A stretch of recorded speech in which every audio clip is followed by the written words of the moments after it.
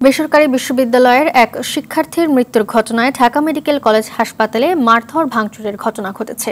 শনিবার মধ্যরাতে Dhaka medical college হাসপাতালের জরুরি বিভাগে উত্তেজনার সৃষ্টি হয়। এই ঘটনায় চিকিৎসকদের নিরাপত্তার পাশাপাশি ২৪ ঘন্টার মধ্যে দোষীদের গ্রেফতারের আলটিমেটাম দিয়েছেন চিকিৎসক ও মেডিকেল শিক্ষার্থীরা।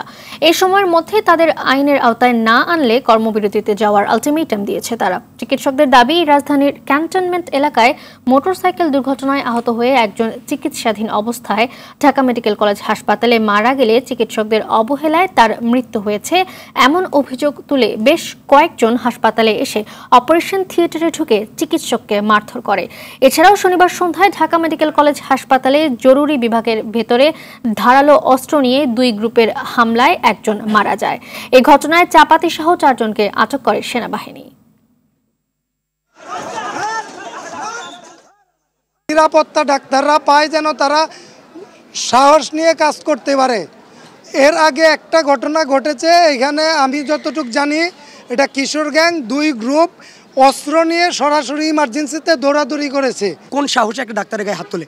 তারপর শুধু হাত তোলা না, সে ওটি থেকে একজনকে, অপারেশন থিয়েটার থেকে একজনকে বের করে মারতে মারতে ডিরেক্টর রুমে নিয়ে যায়। সকল দিক থেকে আমরা কিন্তু একটি ষড়যন্ত্রের শিকার হচ্ছি।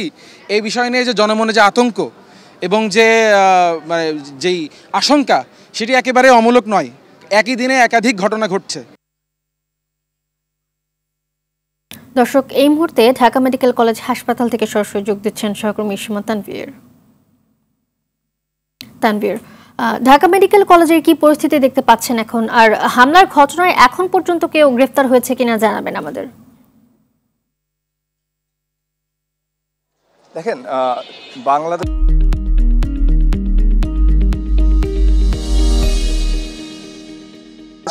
মেডিকেল স্বাস্থ্যের একদম যদি বলি যে শেষ ভরসা স্থল এই ঢাকা মেডিকেল কলেজ, মানে এই কথাটা বললে কিন্তু খুব বেশি ভুল করা হবে না। আর এই মেডিকেলে যখন আসলে চিকিৎসা সেবা বন্ধ থাকে তখন পরিস্থিতি আসলে কোথায় গিয়ে দাঁড়ায় সেটা কিন্তু বুঝতেই পারছেন যে বাংলাদেশের যতগুলো আসলে হসপিটাল আছে এবং সেই সব হসপিটাল থেকে যখন কোনো রোগী আসলে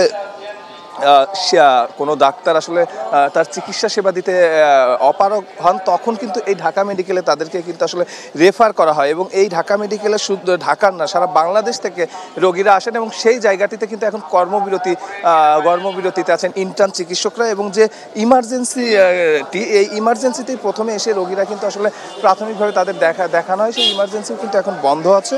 আমরা কিছুক্ষণ আগে কিন্তু কথা বলছিলাম ইন্টার্ন চিকিৎসকদের সঙ্গে এবং রোগী আছেন তাদের সঙ্গে। তারা যে আসলে বলছিলাম যে কোন ধরনের রোগী নিয়ে আসলে এখানে যখন কোনো জায়গায়